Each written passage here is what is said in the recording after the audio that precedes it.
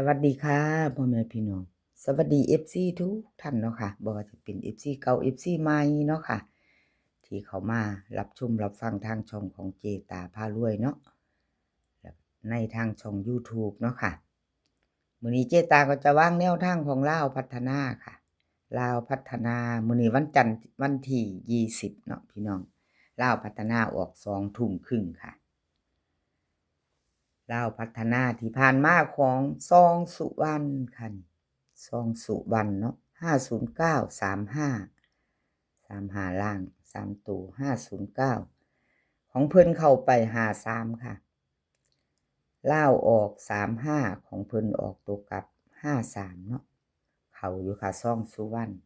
FC เป็นจังใดแน่ค่ะดีใจนำเด้อผู้ใดโชคมานไผโชคดีกับซองสุวรรณดีใจด้วยค่ะ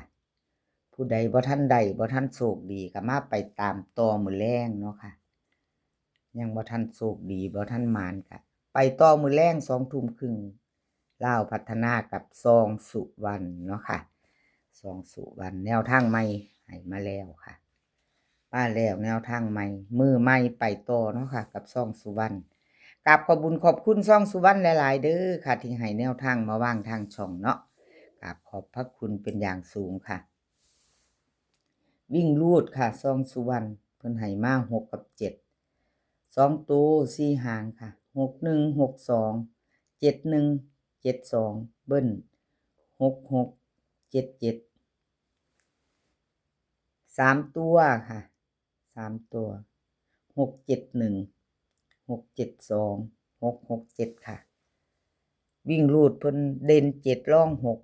รอง6เด่น7ตัวเดียวค่ะวงกลมให้ตัวเดียวของช่องสุวรรณเน้น2หางค่ะ71 72 3ตัวเน้นหางเดียว672แคปหน้าจอค่ะไผจะไปต่อกับช่องสุวรรณมื้อแลงเนาะลุ้นกันใหม่ค่ะมือใหม่แล้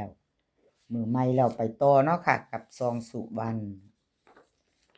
ไปต่อค่ะแคปหน้าจอค่ะแคปหน้าจอแล้วอย่าลืมกดกระดิ่งแจ้งเตือนเด้อค่ะพี่น้อง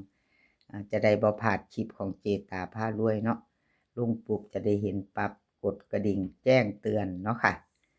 เอามาไปต่อค่ะเป็นของมาดามคำนวณดาราคนสวยรวยนำใจดารามาแล้วพี่น้องมาดามคำนวณ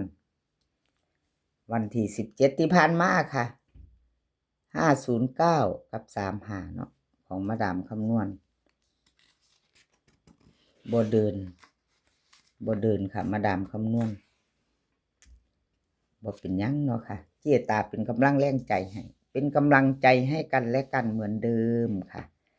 มาดามคนสวยรวยนำใจแนวทางใหม่เพิ่นให้เจตามาแล้วค่ะมาไปต่อเนาะแนวทางใหม่ของมาดามคำนวณดารามาดามคนสวยรวยนำใจมาไปต่อกับเพิ่นมื้อแลง20:30ค่ะเก่าไปใหม่มาเป็นมือใหม่เด้มือใหม่เฮาก็รุ่นใหม่เนาะค่ะพี่น้องเนาะรุ่นใหม่กับมาดามคนสวย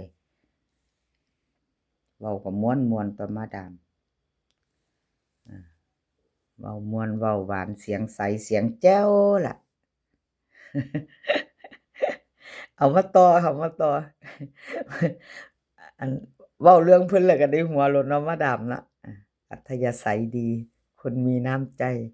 เอามาไปต่อค่ะวิ่งรูด7กับ8ของมาดาม4หางค่ะ2ตัว79 89 71 81ค่ะเบิ้ล77กับ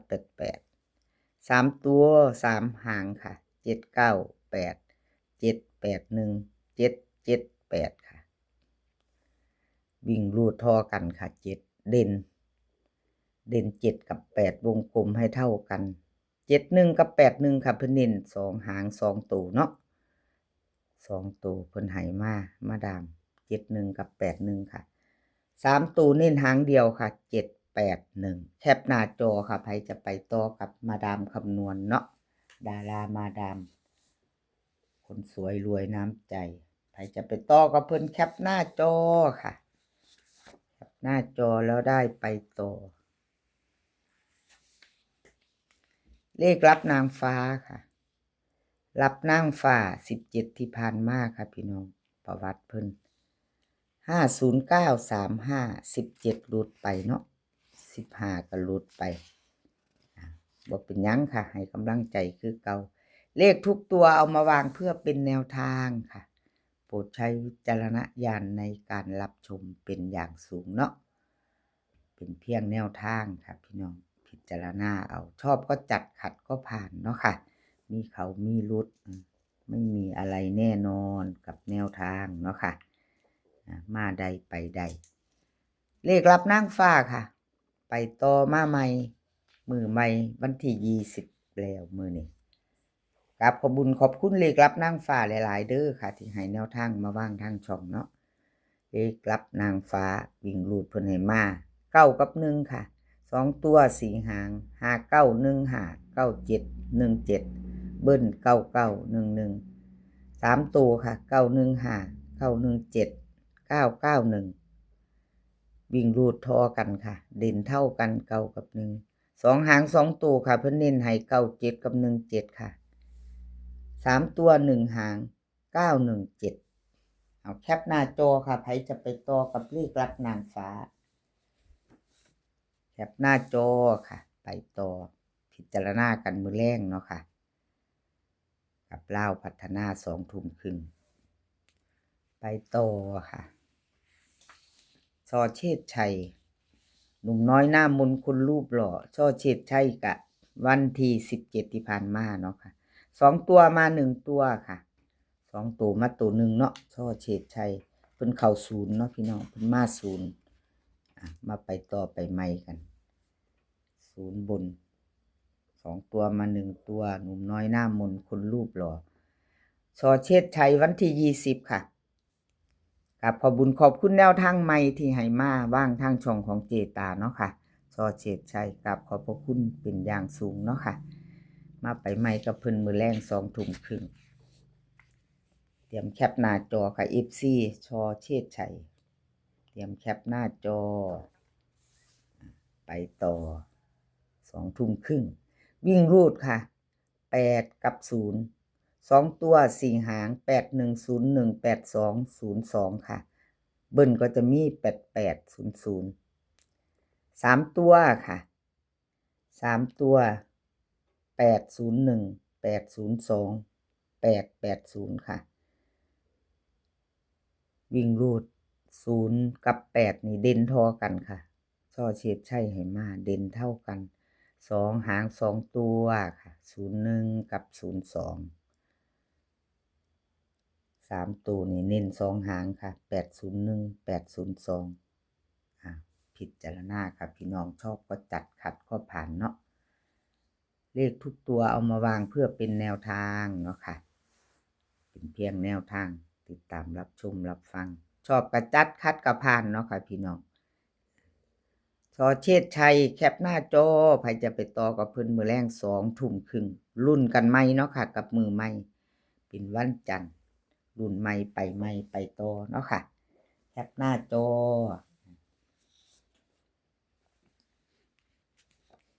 ไปต่อค่ะ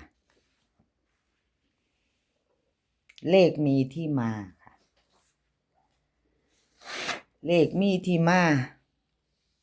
หลุดไปกับขอโทษขออภัย FC แทนเลขมีที่มาเนาะค่ะที่ของเพิ่นบ่เดินให้กำลังแรงใจกันค่ะ9119วันที่15เพิ่นก็เข้าไปอยู่เนาะพี่น้องเจตายเบิ่งย้อนหลัง3 งวดค่ะอันเก่าอันใหม่เปรียบเทียบใส่กันมาไปใหม่เนาะค่ะมื้อแรงกับเลขมีที่มาเนาะกราบขอบุญขอบคุณเลขมีที่มาหลายๆเด้อค่ะที่ให้แนวทางมาวางทางช่องของเจตาเนาะกราบขอบพระคุณเป็นอย่างสูงค่ะ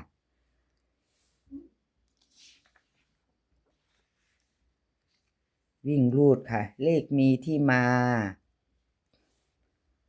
ไปใหม่วิ่งรูดเพิ่นให้มา6กับ8ค่ะ2ตัว4หาง63 83 64 84ค่ะเบิ้ล66 88 3ตัว3หางค่ะ683 684 668 เน้น64ค่ะ2หาง6484 3ตัว1หาง684เอาแคปหน้าจอค่ะใครจะไปต่อกับเลขมีที่มาแคปหน้าจอเนาะค่ะไปต่อกับเพิ่นมื้อแรงกับเลขมีที่มารุ่นใหม่2 ทุ่มครึ่งค่ะลาวพัฒนาแคปหน้าจอค่ะคลิปนี้ก็ขอให้พี่น้องโชคดีค่ะขอให้โชคดีมีความสุขให้สุขภาพแข็งแรงกันทุกคนค่ะเดินทางไปไสก็ขอให้ปลอดภัยเดินทางไปขอให้มีโชคกลับมาขอให้มีชัยคลิปหน้าพ้อกันใหม่ค่ะกราบขอบพระคุณหลายๆคลิปนี้ก็สวัสดีค่ะ